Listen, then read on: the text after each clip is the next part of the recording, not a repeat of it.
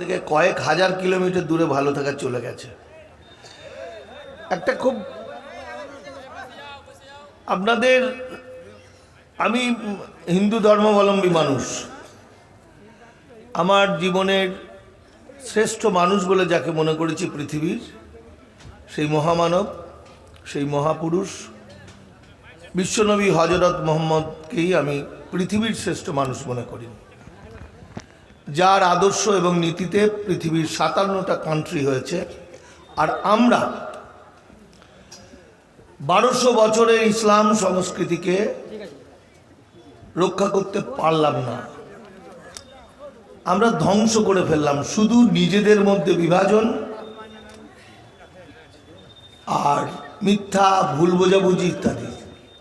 আপনারা জানেন বৌদ্ধ ধর্ম এবং জৈন ধর্ম ধ্বংস হতে সময় লেগেছিল ৩০০ বছর। আমরা সবাই একসময় বৌদ্ধ ছিলাম।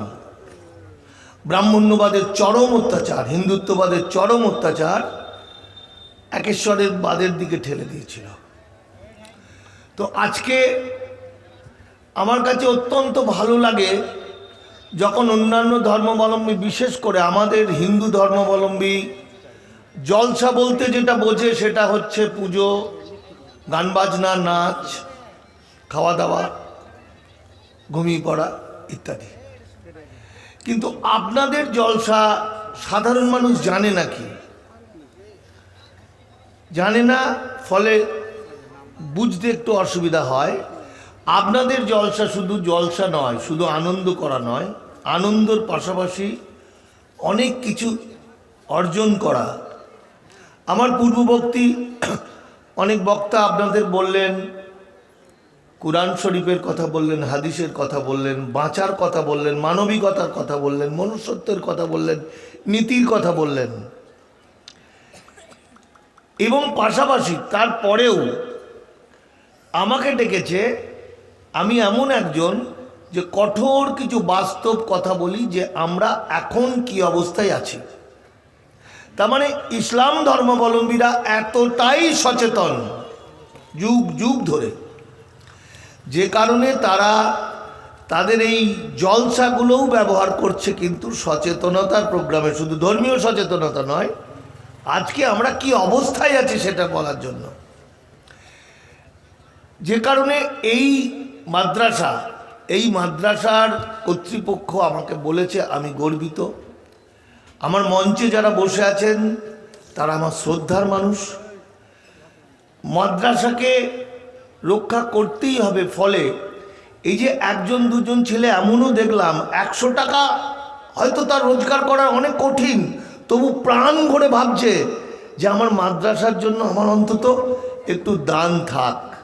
এর চেয়ে বড় আদর্শ আর কিছু হতে পারে না। এটাই ইসলামিক আদর্শ। ফলত এই মাদ্রাসার উন্নতিকল্পে আপনারা যেভাবে সবসময় পাশে দাঁড়িয়েছেন, ঠিক একইভাবে এগিয়ে আসবেন আশা করি। আপনারা যেরকমভাবে পারেন সেরকমভাবে সহযোগিতা করবেন। আমি আপনাদের সামনে যে কথাগুলো বলবো, আপনারা হয়তো অনেকেই জানেন না, একটু চোখ বুজে অনুভব করলে বুঝতে পারবেন আমরা একটা যুদ্ধক্ষেত্রে আছি। এবং এই যুদ্ধটা দ্বিতীয় বিশ্বযুদ্ধ, প্রথম বিশ্বযুদ্ধের থেকে অনেক বেশি ভয়ঙ্কর। কারণ সেই যুদ্ধগুলোই আমরা শত্রুকে দেখতে পেতাম, গোলা বারুদ ছুটছে, বম্বিং হচ্ছে, গুলি হচ্ছে, মরছে, কেটে দিচ্ছে। কিন্তু এই যুদ্ধটা আপনি দেখতে পাচ্ছেন না, অথচ কিন্তু যুদ্ধটা চলছে।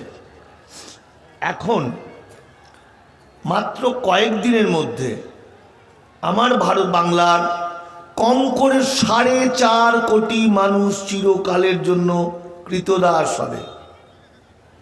কৃতদাস কেন বললাম? আজকের দিনে কৃতদাস কি করে হয়?